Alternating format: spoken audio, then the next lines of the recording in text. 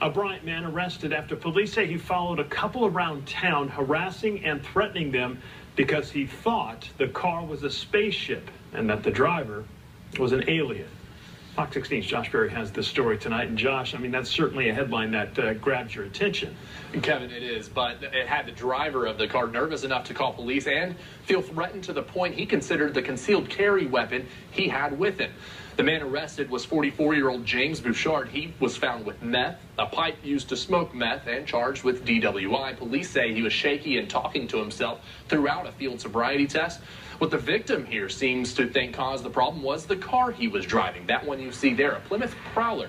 He says Bouchard followed he and his girlfriend around town, making threatening gestures and demanding the alien take his spaceship back to where they came from.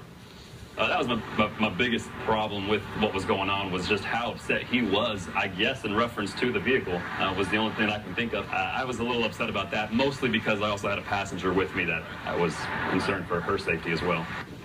Now, this is just a sampling, of course, of what police say they experience and encounter when dealing with drugs. According to the police report, Bouchard claimed he was curious about the car because it looked like a futuristic machine. At one point, he also told police that he was a very big deal and that he had 100,000 Asian flowers. Exactly what that means, we're not sure. That's just something he told the police officer, because if he called the dispatch person, they would know who he is and the officer would want to let him go. But of course, the victim here says he's just glad it didn't escalate more than calling police. Based on all the evidence of which you just informed us of, I mean, it does sound like this man may have possibly been under the influence, which it's sad if that is in fact the case.